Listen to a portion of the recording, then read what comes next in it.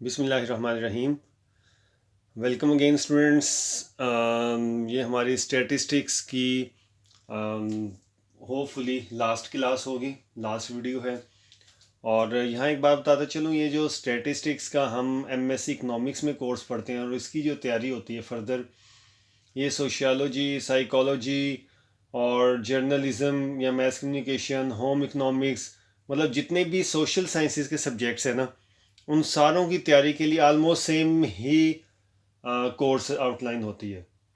और क्योंकि मैं सोशियोलॉजी और साइकोलॉजी के स्टूडेंट्स को भी स्टैटिस्टिक्स पढ़ाता रहा हूँ डिफरेंट कॉलेजेस में मास्टर्स लेवल के, तो ऑलमोस्ट 19-20 का फ़र्क होता है, बाकी सेम कोर्स होता है।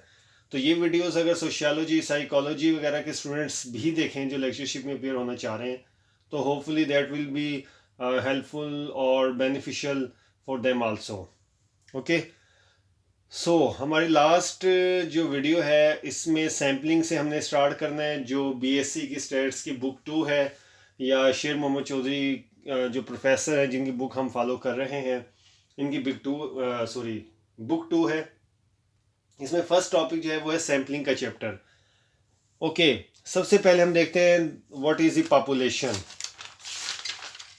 पॉपुलेशन या स्टैटिस्टिकल पॉपुलेशन क्या होती है? It is defined the aggregate और totality of all the individual members. सारे इंडिविजुअल मेंबर्स का एग्रीगेट, उनकी टोटलिटी, उनकी यूनिवर्स को हम पॉपुलेशन कहते हैं, जो हमारे अंडर स्टडी आते हों। सपोज करें हमने एक कॉलेज है होम इकनॉमिक्स का, और वहाँ पे जो स्टूडेंट्स हैं हमने उनका डाटा लेना है।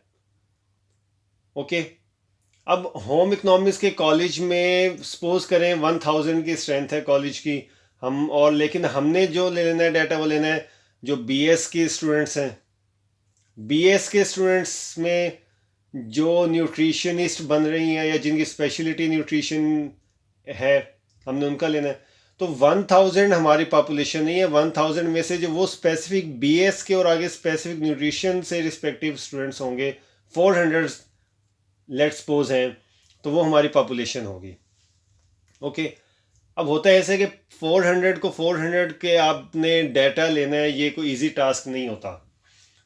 अब पूरी पॉपुलेशन को आप काउंट नहीं कर सकते ना, उसके लिए आप क्या करते हैं, you choose the small part of the population and this small part is called sample. Sample is a part of the population. Sample कभी भी पॉपुलेशन से बाहर नहीं होता, it is the part of the population. Okay, अब इसके advantages भी हैं और डिसएडवांटेजेस भी हैं। इसके सैम्पलिंग करने के, सैंपल के एडवांटेजेस हैं हमारे पास कि आपका काम आसान हो जाता है, आपका टास्क इजी हो जाता है, ये चीपर होता है, ज़्यादा लेबर, ज़्यादा वर्क फोर्स, ज़्यादा न्यूमरेटर या डाटा कलेक्टर जैसे आपको नहीं चाहिए होते। ये सारे आपके पास इसके एडवांटेजेस हैं। लेकिन लेकिन डिसएडवांटेजेस आपके पास क्या होते हैं? डिसएडवांटेजेस आपके पास जो सैम्पलिंग के हैं या सैंपल के हैं, वो आपके पास ये होते हैं कि आपके पास एक्यूरेट डाटा नहीं आता। ओके, एक्यूरेट डाटा उस टाइम ही आएगा जब हमने इकोनोमेट्रिक्स की जो लास्ट वीडियो मैंने आप लोगों को जो अपलोड की थी अपने चैनल पर, उसमें मैंने बताया था सैंपल साइज को हम शो करते हैं एन से। सैंपल साइज जितना ज़्यादा होगा वेरिएंस उतना कम होगा, जो एरर है उतना कम होगा, वेरिएशन, स्टैंडर्ड डेविएशन उतना कम होगा। इसका मतलब ये है कि हम अगर सैंपल हमारे पास स्मॉल होगा, 400 हम जो एग्जांपल ले रहे हैं, अगर हमारे पास पॉपुलेशन है उसमें से अगर हम 30 या 40 ले रहे हैं सैंपल, ये बहुत स्मॉल पोर्शन है ना, तो हमारे पास एरर्स उतनी ज़्यादा होंगी। और दूसरी तरफ अगर हम सैंपल साइज 40 से बढ़ा के 100 कर लें, उसकी वेरिएशन और कम होगी उससे, और नियर टू एक्चुअल वैल्यू होगा। अगर हम 100 की बजाय 200 कर लें, 50% हमने पॉपुलेशन ले ली सैंपल में, तो उसका रिजल्ट और बेहतर होगा। ओके, ये एडवांटेजेस या डिसएडवांटेजेस होते हैं। आगे सैंपल डिज़ाइन है, वो मैं शायद नहीं लिखा क्योंकि सैंपल डिज़ाइन सैंपल सर्वे में ही आता है। सैंपल डिज़ाइन क्या होता है? Sample design is a definite statistical plan concern with all the principal steps. आपने सैम्पलिंग करने के जो भी स्टेप्स लेने हो, उनके लिए आपने जो प्लान बनाया होता है ना, जो प्लान किया होता है, जो प्लानिंग की होती है आपने जो पेपर वर्क किया होता है उसको आप सैम्पलिंग डिज़ाइन कहते हैं, और उसमें अगर सर्वे शामिल हो जाए तो वो सैम्पल सर्वे आ जाएगा। सैम्पलिंग फ्रेम क्या होता है? सैम्पलिंग फ्रेम जो है ये कंप्लीट लिस्ट होती है या पूरा मैप होता है कि आपके पास पॉपुलेशन यूनिट्स कितने हैं, आपके पास सैम्पलिंग यूनिट्स कितने हैं, और कौन सा कॉलेज आपने लिया है, उसका नाम क्या है, उसके स्टूडेंट्स कौन कौन से हैं, कौन सी क्लास लेनी है, ये पूरी फ्रेमिंग करनी, मैपिंग करनी, ये सैम्पलिंग फ्रेम में आएगा। नेक्स्ट हमारे पास बहुत इंपॉर्टेंट आपके पास आ रहे हैं सैम्पलिंग की types, probability and non probability sampling. First है प्रोबेबिलिटी सैम्पलिंग, इसको हम रैंडम सैम्पलिंग भी कहते हैं। ओके, रैंडम सैम्पलिंग या प्रोबेबिलिटी सैम्पलिंग होती है if the probability of the sampling is not known या अननोन, ठीक है, तो वो हमारे पास हो जाएगी प्रोबेबिलिटी सैम्पलिंग। और नॉन प्रोबेबिलिटी सैम्पलिंग में if the probability of the samples is known, तो ये हमारे पास नॉन प्रोबेबिलिटी सैम्पलिंग हो जाएगी। फॉर एग्जांपल मैं आपको एक्सप्लेन कर देता हूँ। जो प्रोबेबिलिटी सैम्पलिंग है या सिंपल रैंडम सैम्पलिंग जिसे हम कहते हैं, इसमें कौन कौन सी आती हैं हमारे पास? इसमें हमारे पास आ जाती है जनाब कौन कौन सी? स्ट्रेटिफाइड सैम्पलिंग है, क्लस्टर सैम्पलिंग है, और इसके अलावा सिस्टमेटिक सैम्पलिंग, ये इसकी फर्दर आगे टाइप्स हैं। नॉन प्रोबेबिलिटी सैम्पलिंग में हमारे पास कौन कौन सी टाइप्स हैं? कोटा सैम्पलिंग, और ये है पर्पसिव सैम्पलिंग, ये इसकी आगे फर्दर टाइप्स हैं।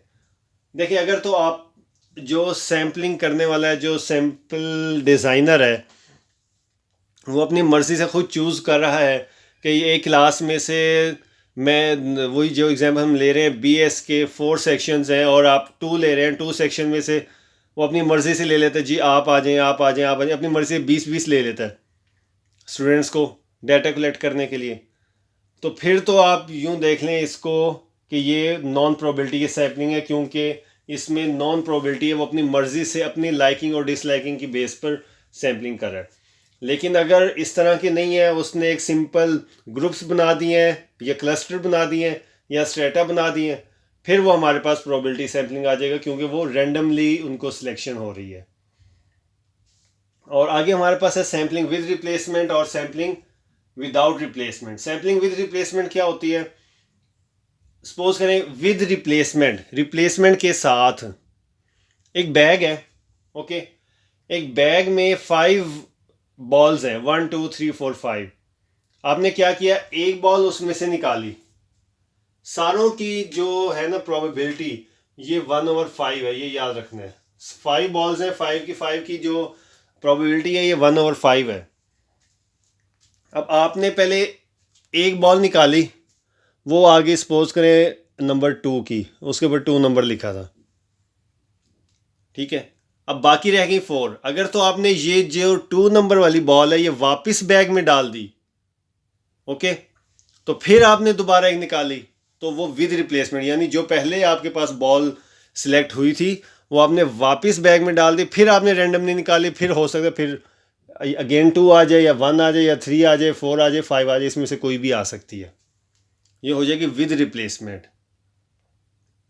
और विदाउट रिप्लेसमेंट क्या होती है? विदाउट रिप्लेसमेंट होती है एक दफ़ा जो बॉल आ जाए वो दोबारा बैग में नहीं डालनी, वो निकाल दी और बाकी आपके पास ये 4 रह जाएंगी। फिर आपके पास सपोज करें 4 नंबर आ जाता है, ये आगे ये निकाल दी, बाकी 3 रह गई, एंड सो ऑन। ये आपके पास विदाउट रिप्लेसमेंट हो जाए, सॉरी, ये आपके पास ये आपके पास विदाउट रिप्लेसमेंट हो जाएगा। और अगर आप बॉल को वापस बैग में पुट करते जाए तो ये विद रिप्लेसमेंट आपके पास होगी, ओके। अब है sampling and non sampling error. Sampling और नॉन सैम्पलिंग एरर क्या होते हैं? अच्छा देखें, अभी मैं जैसे आपको बताया कि सैम्पल साइज़ ज़्यादा होगा तो आपके पास वेरिएंस कम होगा। वेरिएंस कम होने का मतलब ये है कि जो एरर्स है ना, एरर्स आपके पास कम है। एक मिनट मैं ये रिमूव करके, अच्छा देखें, जैसे मैंने आपको बताया, सपोज करें सैम्पल साइज़ आप बढ़ाते जा रहे हैं, सैम्पल साइज़ बढ़ाने से आपके पास वेरिएंस की वैल्यू कम होती जा रही है, वेरिएंस कम हो रहा है। इसका मतलब कि आपके पास एरर कम हो रहा है।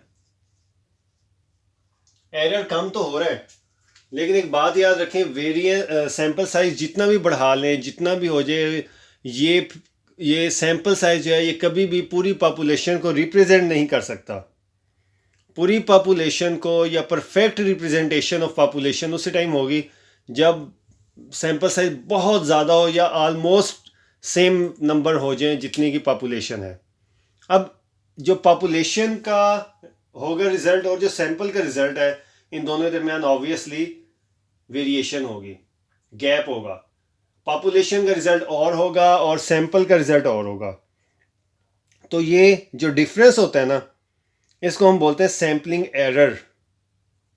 ओके, जो डिफरेंस होगा उसको हम बोलते हैं सैम्पलिंग एरर। देखें, दो चीज़ें हमारे पास हैं। एक होती है ट्रू वैल्यू, एक होती है सैंपल स्टैटिस्टिक की वैल्यू। ट्रू वैल्यू वो होती है जो पॉपुलेशन से आई हो। A value, a result that can be obtained from population is called true value. On the other hand, a value that can be obtained from samples, this value will be sample statistics. Okay? तो ये sampling error है और ये population और sample के दरमियान जो difference होता है उसको हम सैम्पलिंग एरर कहते हैं। ओके, नॉन सैम्पलिंग एरर क्या होता है? देखें, सैम्पलिंग एरर तो बता दिया, सैम्पलिंग के वक्त सैम्पलिंग की वजह से जो आते हैं एरर वो सैम्पलिंग एरर होते हैं। सैम्पलिंग कम होने की वजह से या सैम्पलिंग की वजह से, सैम्पल्स की वजह से जो एरर होते हैं वो सैम्पलिंग एरर हो गए। नॉन सैम्पलिंग एरर क्या होते हैं जी? वो ये एरर्स होते हैं जो सैम्पल्स कोलेक्ट करते वक्त होते हैं। सैंपल कलेक्शन के वक्त जो ह्यूमन एरर, जिन्हें आप कह सकते हैं डाटा कलेक्शन प्रोसेस के दौरान जो आपके पास एरर होते हैं, वो आपके पास नॉन सैम्पलिंग एरर कहलाते हैं। अगर आप में से किसी ने कोई एनजीओ में या सर्वे में कभी कोई हिस्सा लिया, उनको वो ये बेहतर तौर पे जान सकते हैं कि नॉन सैम्पलिंग एरर क्या हो सकते हैं, किस किस किस्म की गलतियां होती हैं ड्यूरिंग फील्ड जब आप डाटा कलेक्शन के लिए जाते हैं। ओके, अब हमारे पास है सैम्पलिंग बायस। सैम्पलिंग बायस क्या होती है? बायसनेस क्या होती है? देखें जी, सैम्पलिंग बायस, ये एक्स बार और ये म्यू, ये मीन है किसका? पॉपुलेशन का, और ये मीन है सैंपल का। ठीक है, ओके। अब इन दोनों के दरमियान जो डिफरेंस है ना, उसको हम कहेंगे सैम्पलिंग बायस। बायसनेस कितनी है? बायसनेस कितनी है यानी कितना ज़्यादा फ़र्क आ रहा है। ओके, वो हमारे पास सैम्पलिंग बायस कहलाएगी। जी सॉरी, मैं एक बार थोड़ा सा स्किप हो गई, ये मिस एक्सप्लेन कर चुका हूँ। ये थोड़ा सा ये उलट बता दिए। एक्स बार जो है ये सैंपल पैरामीटर है या सैंपल का मीन है, और म्यू जो है ये पॉपुलेशन का है, या पॉपुलेशन पैरामीटर या पॉपुलेशन अर्थमेटिक मीन आप कह लें इसे। एक्स बार सैंपल का है और म्यू पॉपुलेशन का। ओके, इन दोनों के दरमियान जो डिफरेंस है ये आपके पास सैम्पलिंग बायस कहलाएगी, बायसनेस कितनी है। ओके, नेक्स्ट हमारे पास है सैंपल के जो टाइप्स अभी हमने पढ़ी हैं, रैंडम सैम्पलिंग और नॉन रैंडम सैम्पलिंग, यानी कि प्रोबेबिलिटी और नॉन प्रोबेबिलिटी सैम्पलिंग की जो टाइप्स हैं वो हम देख लेते हैं आगे। सबसे पहले simple random sampling. Simple random sampling क्या होती है? ये सिंपल सी है कि सिंपल रैंडम सैम्पलिंग में हम क्या कहते हैं, सिंपल जैसे रैंडमली सिलेक्शन जो होती है सैंपल्स की, उसको हम सिंपल रैंडम सैम्पलिंग या प्रोबेबिलिटी सैम्पलिंग कहते हैं।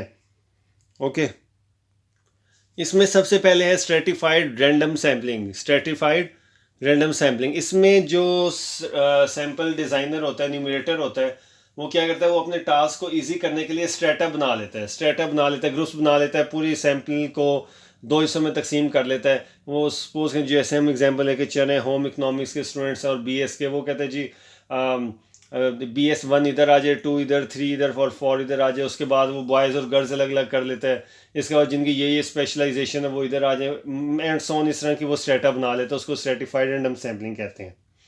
ओके, नेक्स्ट हमारे पास है systematic random sampling. Systematic random sampling क्या होती है? वो अपनी मर्जी से एक सिस्टम चूज़ कर लेता है। ठीक है, वो फ़र्ज़ करें कि 400 स्टूडेंट्स हैं, जैसा कि मैंने अभी एग्जांपल ली थी, उसमें वो कहता है कि हर 5th नंबर का स्टूडेंट बाहर आ जाए। पहले 5th आएगा, फिर 10th, 15th, 20th, और फिर आ जाएगा 25th एंड सो ऑन, ये चलता रहे। या वो कहते हैं हर सेकंड या हर 10th स्टूडेंट बाहर आता रहे, वो हमारा सैंपल होगा। वो एक सिस्टम जो है ना वो डिफ़ाइन कर लेते हैं। नेक्स्ट हमारे पास है क्लस्टर सैंपल्स, और क्लस्टर सैंपल में वही होता है कि जो सैंपल डिज़ाइनर है वो क्लस्टर बना लेता है, स्मॉल इक्वल या अनइक्वल साइज़ के ग्रुप्स बना लेता है और उसमें से फिर वो सैंपल लेता है। ये हमारे पास सैम्पलिंग, सिंपल रैंडम सैम्पलिंग की टाइप्स चल रही हैं। इसके बाद हमारे पास है multi stage sample. Multi stage sample में क्या होता है, जो न्यूमरेटर होता है, न्यूमरेटर कहते हैं डाटा कलेक्टर को, डाटा कलेक्शन जो कर रहा होता है, जो डाटा सर्वे कर रहा होता है उसको बोलते हैं न्यूमरेटर, ENUMERATOR। क्योंकि बहुत से स्टूडेंट्स ऐसे हैं जो NGO में या सर्वे टेक्निक से या अभी प्रैक्टिकली फील्ड में नहीं गए तो उनको इश्यू होता है, इसलिए मैं थोड़ा सा एक्सप्लेन कर दिया। ओके, मल्टी स्टेज सैंपल क्या होता है, जो न्यूमरेटर होता है वो सैम्पलिंग को 2 स्टेजेस में कर लेता है कि फर्स्ट स्टेज में हम ये करेंगे, सेकंड स्टेज में फिर उसमें सैम्पलिंग करेंगे। और मल्टी फेज क्या होता है, वो फेजेस बना लेता है। सेम ऑलमोस्ट, ये 19-20 का फ़र्क है, सेम ही है, कोई इतना ज़्यादा फ़र्क नहीं इसमें। नेक्स्ट हमारे पास सीक्वेंशियल। हाँ, अगर इसकी आप फर्दर डिटेल देखना चाहें तो डेफिनेशन कम अज़ कम आप देख लीजिएगा, कोई भी बुक से या इंटरनेट पे सर्च कर लेंगे, वो आपको वहाँ अच्छी एक्सप्लेनेशन मिल जाएगी। सीक्वेंशियल सैम्पलिंग क्या होता है, this is another method of sampling जिसमें हमारे पास सैंपल साइज फिक्स नहीं होता। ओके, और हमारे पास हम वही सीक्वेंस के ज़रिए अपनी मर्ज़ी से कोई भी सीक्वेंस जो है ना वो चूज़ कर लेते हैं और उसके ज़रिए फिर हम ये मेथड अप्लाई करते हैं। ये था हमारे पास प्रोबेबिलिटी सैम्पलिंग, ये उसकी टाइप से सनी। अब हमारे पास है नॉन प्रोबेबिलिटी या नॉन रैंडम सैम्पलिंग। इसमें सबसे पहले है पर्पसिव सैंपल्स। पर्पसिव सैंपल क्या होती है जी, देख लेते हैं अभी जी। अच्छा, नॉन प्रोबेबिलिटी सैम्पलिंग को ना जजमेंट सैम्पलिंग भी कहते हैं। जजमेंट, हमने या जो न्यूमरेटर होता है उसने अपनी जजमेंट देनी होती है, इसको नॉन प्रोबेबिलिटी सैम्पलिंग भी कहते हैं। इसकी फर्स्ट टाइप जो है ये है पर्पसिव सैंपल। इसका, इसमें क्या होता है, जो न्यूमरेटर होता है, जो शख्स होता है जो सैंपल कर रहा होता है, ले रहा होता है, जो सर्वे कर रहा होता है एक्सक्यूज मी, वो क्या करता है, इसमें उसकी जो उसमें जो पर्सनल इसका एक्सपीरियंस है ना, जो उसकी एक्सपर्टीज़ है, वो इसमें काम आती हैं। अब एक क्लास में जाएं और लुकिंग या फेशियल एक्सप्रेशन से ही एक स्टूडेंट लेज़ी लग रहा है और इस तरह का लग रहा है, आप उस क्लास का रिस्पांस जानना चाहें कि टीचर कैसा पढ़ाता है, तो आप उसको ऑब्वियसली, अगर तो आप ये जानना चाह रहे हैं कि इसका रिस्पांस कैसा होगा तो ठीक है, वरना आप कहते हैं यार, या आमतौर पे ऐसा होता है कि पेपर चेकर जो होता है वो बंदे की राइटिंग से ही आमतौर पे 20-30% उसको आइडिया हो जाता है कि पेपर किस किस्म का होगा। ओके, ये ख़ास तौर पे उस वक़्त ज़्यादा बेनिफिशियल मेथड होता है। एक मैंगो का ट्रक है और सपोज़ करें आया है फैक्ट्री वाला, उसने ये चेक करने मैंगो कैसे हैं, वो अपनी मर्ज़ी के 2000 मन अगर मैंगोज़ हैं उसमें से वो कितना सैंपल ले लेगा, वो सिर्फ 2 या 3 देखेगा या वैसे ओवरऑल देख लेगा कि उनकी रंगत कैसी है, शेप कैसी है, साइज़ कैसे है, दाग तो नहीं आई, एंड सो ऑन, ये सारी चीज़ें। इसमें उसका जो पर्सनल जजमेंट है ना वो इसमें शामिल हो जाएगा। नेक्स्ट है quota sampling. Quota sample, quota sampling क्या होता है कि इसमें हम कोटाज डिफाइन कर लेते हैं, वो मैन और वुमेन के, अर्बन और रूरल के, अपर मिडल और लोअर क्लास इनकम ग्रुप के जो है ना, ये कोटाज ये डिफाइन करके उनके थ्रू हम सैम्पलिंग कर लेते हैं। ये नॉन प्रोबेबिलिटी सैम्पलिंग थी। आगे हमारे पास स्टैंडर्ड एरर होता है। और स्टैंडर्ड एरर क्या है जी, स्टैंडर्ड एरर क्या होता है, जैसा कि हम अपनी प्रीवियस वीडियोस में कर चुके हैं, स्टैंडर्ड डेविएशन। स्टैंडर्ड डेविएशन हमने किया है ना, स्टैंडर्ड डेविएशन को हम सिग्मा से शो करते हैं। सिग्मा स्क्वायर क्या होता है, ये वेरिएंस होता है। और वेरिएंस का कॉन्सेप्ट सबसे पहले किसने दिया था, ये वैसे ही एक पॉइंट जो मैं एक्सप्लेन कर दूं, फिशर ने। एनी हाउ, सिग्मा या स्टैंडर्ड एरर या स्टैंडर्ड डेविएशन जो होते हैं ना, स्टैंडर्ड डेविएशन, वो अगर हम सैंपल स्टैटिस्टिक या सैम्पलिंग डिस्ट्रीब्यूशन का स्टैंडर्ड डेविएशन लें तो उसको स्टैंडर्ड एरर कहते हैं। सैम्पलिंग डिस्ट्रीब्यूशन का जो स्टैंडर्ड डेविएशन होगा उसको हम स्टैंडर्ड एरर कहेंगे, सिंपल। नेक्स्ट हमारे पास हाइपोथेसिस होता है जी। हमने कौन सी वीडियो में पढ़ा था, हम क्या करते हैं, हाइपोथेसिस न्यू इकोनॉमिक्स में या न्यूली डेवलप्ड इकोनॉमिक्स की खूबी है कि इसमें हम हाइपोथेसिस लेकर उसको हम ये प्रूव कर सकते हैं कि ये एप्लीकेबल है या नहीं है, या इसके क्या रिजल्ट्स हैं। तो इसमें दो हाइपोथेसिस होते हैं, नल हाइपोथेसिस और अल्टरनेटिव हाइपोथेसिस। ओके, इसकी इनकी डेफिनेशंस आप देख लीजिएगा। उसके बाद टाइप 1 एरर और टाइप 2 एरर, ये इम्पोर्टेंट हैं, हो सकता है वो पूछ ले टाइप 1 एरर टाइप 2 एरर। जी स्टूडेंट्स, टाइप 1 एरर क्या होता है? अगर जो रिसर्चर है वो नल हाइपोथेसिस को रिजेक्ट कर दे जबकि ये ट्रू हो, if the null hypothesis is true and the numerator और the researcher rejects the null hypothesis, तो ये टाइप 1 एरर होगा। And what is the type 2 error? If type 2 error occurs when the null hypothesis is accepted when it is not true, और वो accept हो जाए और जबकि ये ट्रू ना हो तो वो टाइप 2 एरर होता है। ओके, बुक 2 में बाकी और कोई इतनी ख़ास पॉइंट्स नहीं है इकनॉमिक्स सोशियोलॉजी साइकोलॉजी के हवाले से, लेकिन दो तीन चीज़ें हैं कि इसमें पूछ सकता है काई स्क्वायर कब यूज़ होता है। एसोसिएशन ऑफ एट्रीब्यूट्स, याद रख लें, जब भी दो ग्रुप्स होंगे उनकी एट्रीब्यूट्स होंगी, उनकी एसोसिएशन होगी, तो सॉरी, हम काई स्क्वायर यूज़ करते हैं। इसके अलावा अगर सैम्पल्स, और अगर हमारे पास sorry sample size less than 30 है और सिग्मा स्क्वायर अननोन है, सिग्मा स्क्वायर अननोन है, तो हम वेरिएंस ऑफ सैम्पल डाटा क्या यूज़ करेंगे? हम टी स्टैटिस्टिक्स यूज़ करेंगे। स्टूडेंट्स, टी स्टैटिस्टिक्स यूज़ करेंगे। हमारे पास सिग्मा स्क्वायर अननोन है, ठीक है, और सैम्पल साइज जो है ये 30 से कम है, ये निशानी है 30 से कम हो तो हम टी स्टैटिस्टिक्स यूज़ करेंगे। अगर ज़्यादा हो जाए और नॉन हो तो वो हम फिर जी स्टैटिस्टिक्स यूज़ करते हैं।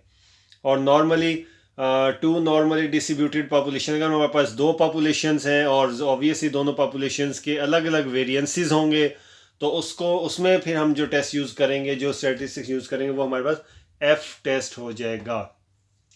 सो स्टैटिस्टिक्स का कोर्स ऑलमोस्ट ख़त्म हुआ, लेकिन एक टॉपिक छोटा सा और बहुत इंपॉर्टेंट इकोनोमेट्रिक्स का हमारा रह गया था, और यही टॉपिक स्टैट्स में भी है।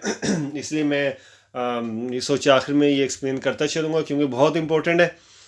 ये है the adjusted R square. Adjusted R square, देखिए हमने आर स्क्वायर पढ़ा था। आर स्क्वायर क्या होता है? कोफिशिएंट ऑफ डिटर्मिनेशन होता है, और आर स्क्वायर की रेंज 0 to 1 होती है, जबकि जो आर था कोफिशिएंट ऑफ कोरिलेशन, उसकी रेंज थी -1 to +1। ये मिक्स नहीं कर देना, इसका ख्याल रखना। अच्छा, अब हमारे पास है एडजस्टेड आर स्क्वायर। देखें, आर स्क्वायर की एक इम्पोर्टेंट प्रॉपर्टी है जो आपने याद रखनी है कि R square is non decreasing function. R square is non decreasing function. अब होता ये है कि जैसे जैसे हमारे पास number of explanatory variables increase होते हैं ना, number of independent variables, number of regressors, number of independent या एक्सप्लेनेटरी वेरिएबल्स इंक्रीज होते हैं, तो आर स्क्वायर की वैल्यू इंक्रीज होती रहती है और फिर वापस कम नहीं होती।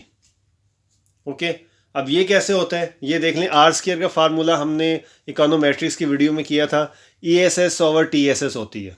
ओके, ये आर स्क्वायर का फार्मूला है। अब इसको थोड़ा सा अगर आप, ये होता कैसे, क्या इसकी पूरी मेथडोलॉजी है, ये यहाँ बताना पॉसिबल नहीं है क्योंकि हम ये ऑब्जेक्टिव पॉइंट ऑफ व्यू से सिंपल करें। तो अगर आप इसको थोड़ा सा रीडिफाइन करें तो ये आपके पास ये फार्मूला बन जाता है 1 - RSS ओवर TSS।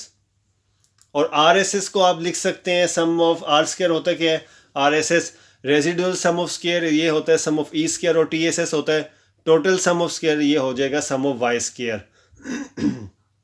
RSS और TSS की जगह आपने इसकी ये सम ऑफ ई स्क्वायर और sum of Y square value put करके इसको ए का नाम दे दिया। ओके, अब देखें यहाँ मैंने ये थोड़ा सा आप लोगों को समझाने के लिए एक दो मैथ्स की हैं सिंपल सी। देखिए, अगर हमारे पास एक आंसर है 10/20, इसका हमारे पास आंसर आएगा 1/2। 10/20 का आंसर क्या आएगा? 1/2। ठीक है, और अगर हमारे पास डिनोमिनेटर की वैल्यू सेम रहे, डिनोमिनेटर सेम रहे, यानी जो बटे के नीचे है वैल्यू, ये 20 सेम है, ये भी 20 सेम है, ये भी 20 सेम है। न्यूमरेटर की वैल्यू बढ़ती रहे, न्यूमरेटर बढ़ता रहे। ठीक है, यहाँ पे था 10, आंसर आया 1/2। यहाँ पे 20 आ गया, आंसर आ गया 1। या 40 आ गया, आंसर आ गया 2। अब यहाँ वो यही बात कह रहा है कि जैसे जैसे हमारे पास एक्सप्लेनेटरी वेरिएबल्स बढ़ते जाते हैं, उससे होता क्या, नंबर ऑफ न्यूमरेटर्स बढ़ते रहते हैं।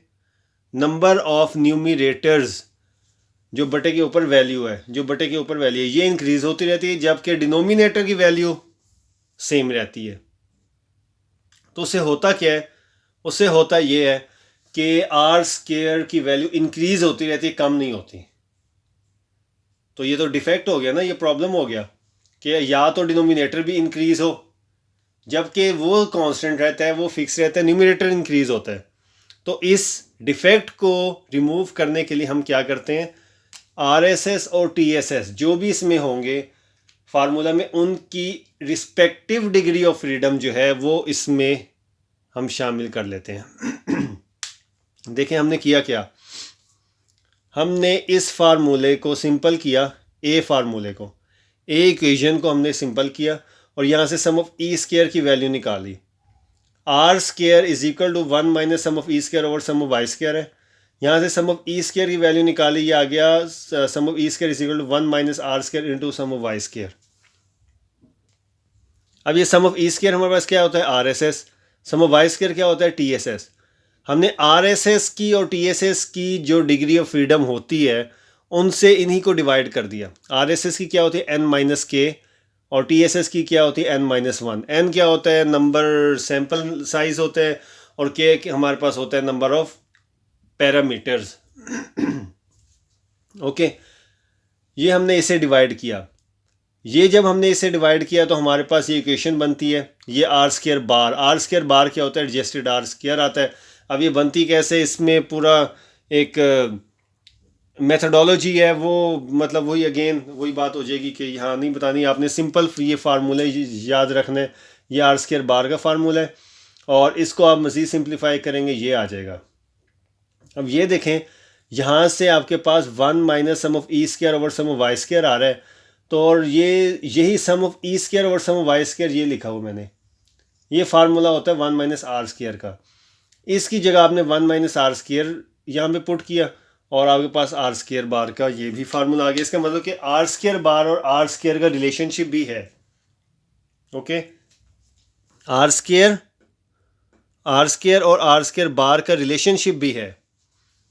और आर स्क्वायर और आर स्क्वायर बार का रिलेशनशिप क्या होता है, R square bar decreases. R square bar क्या है, ये एडजस्टेड आर स्क्वायर है। R square bar decreases when R square increases. Obviously R square जब इंक्रीज होगा, जस्ट अ मिनट जी, ये देखें, जब आर स्क्वायर इंक्रीज होगा, आर स्क्वायर की वैल्यू जितनी ज़्यादा इंक्रीज होती रहेगी, 1 में से उतनी ज़्यादा माइनस होगी, तो आंसर लेस होता रहेगा। तो वो यही बता रहा है, आर स्क्वायर की वैल्यू कम होती जाएगी जब आर स्क्वायर ज़्यादा होगा। ओके, जब आर स्क्वायर ज़्यादा होगा। और ये होगा कब, जब हमारे पास न्यू वेरिएबल्स ऐड होंगे। यहाँ से एक बात समझ आई कि एडजस्टेड आर स्क्वायर हमेशा मल्टीपल रिग्रेशन में यूज़ होता है, सिंपल रिग्रेशन में नहीं यूज़ होता। और मल्टीपल रिग्रेशन क्या होती है, if an equation have more than one explanatory variable या इंडिपेंडेंट वेरिएबल्स। ओके, तो वो मल्टीपल रिग्रेशन होता है, उसमें एडजस्टेड आर स्क्वायर यूज़ होता है। नेक्स्ट क्या है ऑब्जेक्ट, इसकी देख लें प्रॉपर्टी, जैसा अभी मैं एक बता चुका हूँ पहले। सेकंड क्या, R square bar is equal to R square. ये दोनों इक्वल हो जाएंगे, आर स्क्वायर बार और आर स्क्वायर। कब, जब हमारे पास आर स्क्वायर 1 हो जाए। ठीक है, जब ये 1 हो जाए, इसको आप सॉल्व कर सकते हैं। और R square bar is less than R square. R square bar हमेशा आर स्क्वायर से लेस होगा। ये कुछ 3-4 इसकी प्रॉपर्टीज़ थी। बाकी इकोनोमेट्रिक्स और स्टैटिस्टिक्स के मोस्ट एक्सपेक्टेड या इम्पोर्टेंट जो टॉपिक हो सकते थे वो मैंने एक्सप्लेन करने की कोशिश की है आप लोगों से, और होपफुली यू इंजॉयड। और बहुत से कॉन्सेप्ट्स आप लोगों के कमेंट्स से मुझे पता लगा है, होपफुली बहुत से लोगों के कॉन्सेप्ट्स भी क्लियर हो चुके हैं। और अल्लाह करेगा इंशाल्लाह आप लोग इस एग्ज़ाम में कामयाब होंगे। और also remember me in your prayers. इंशाल्लाह सी यू, बाय, अल्लाह हाफिज़।